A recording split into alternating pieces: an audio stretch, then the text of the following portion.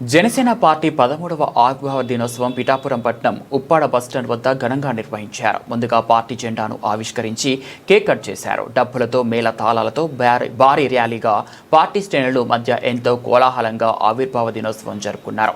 ఈ కార్యక్రమానికి ముఖ్య అతిథులు కాకినాడ పార్లమెంట్ సభ్యులు తంగెళ్ల ఉదయ్ శ్రీనివాస్, కాకినాడ జిల్లా జనసేన పార్టీ అధ్యక్షుడు DCC bank chairman Tummala Ramaswamy Babu, మాజీ ఎమ్మెల్యే పెండం దొరబాబు విచ్చేశారు.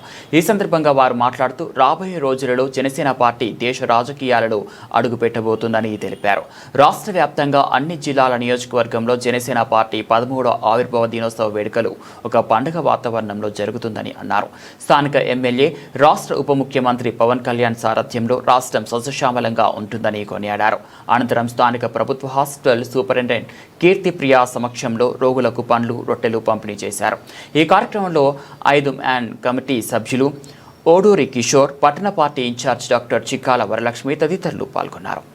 చైర్మన్స్కి, డైరెక్టర్స్కి అండ్ పట్టణ కమిటీకి, మండల అధ్యక్షులకి, మొత్తం అందరికీ కూడా నా హృదయపూర్వక నమస్కారాలు.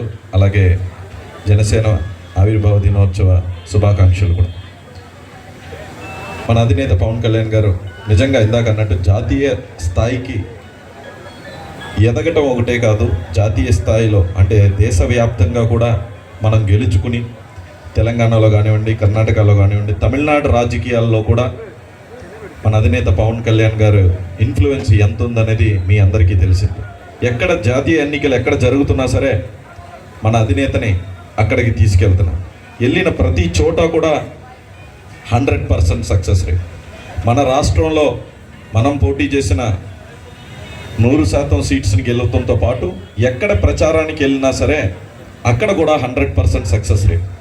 అంటే ఒక పార్టీ మన అధినేత పవన్ కళ్యాణ్ గారు చెప్పినట్టు ఒక కులం కోసమో, ఒక మతం కోసమో, ఒక ప్రాంతం కోసమో పెట్టిన పార్టీ అయితే అది అక్కడితో ఆగిపోతుంది. ఇది ఒక కులం కోసమో, మతం కోసమో, ప్రాంతం కోసమో పెట్టిన పార్టీ కాదు, సిద్ధాంతాలతో పెట్టిన పార్టీ.